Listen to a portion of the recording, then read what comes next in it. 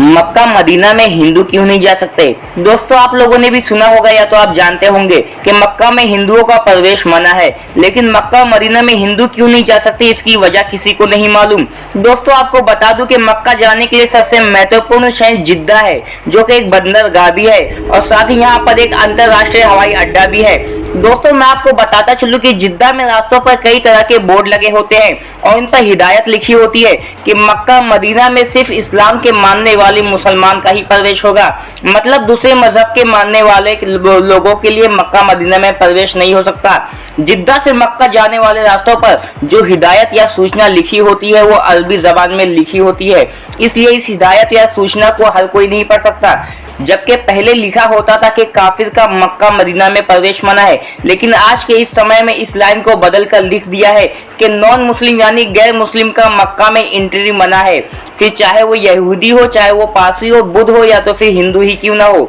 दोस्तों, अगर हम इस बात को और गहराई से समझने की कोशिश करें तो एक हिंदू औरत ने एक मुस्लिम आलिम से सवाल किया था कि आप लोग कहते हैं कि हिंदू मुस्लिम में भाईचारा होना चाहिए और एक दूसरे के साथ मिलजुल कर रहना चाहिए, लेकिन जब आप लोग साल में एक बार हज करने के लिए मक्का मदीना जाते हैं तो वहां पर हिंदुओं को क्यों नहीं जाने देते। इस औरत ने भी साथ में ये सवाल कर दिया कि आप लोग ये कहते हुए हिंदू मुस्लिम सब बराबर है, तो फिर मक्का में जाने के लिए हिंदुओं को इजाजत क्यों नहीं है। इसके जवाब में उस आलिम ने जवाब दिया, जिस तरह से हम भारत के नागरिक हैं लेकिन फिर भी हम भारत के कुछ हिस्सों में नहीं जा सकते, खास तौर से उन हिस्सों में जहां पर सेना की छावनी होती है या जहां पर मिलिट्री होती है, सेना के राज होते हैं, और ऐसी जगहों पर केवल वतन पर जान लुटाने वाले ही जा सकते हैं। और साथ ही उस आलिम इंसान ने मिसाल देकर समझाया कि जब हम एक देश से दूसरे देश में जाते हैं तो हमें वीजा की जरूरत पड़ती है, और अगर हमारे पास वीजा नहीं होगा तो हमें दूसरे देश का टिकट ही नहीं मिलेगा। बिल्कुल इसी तरह मक्का मदीना जाने के लिए भी एक वीजा की जरूरत पड़ती है,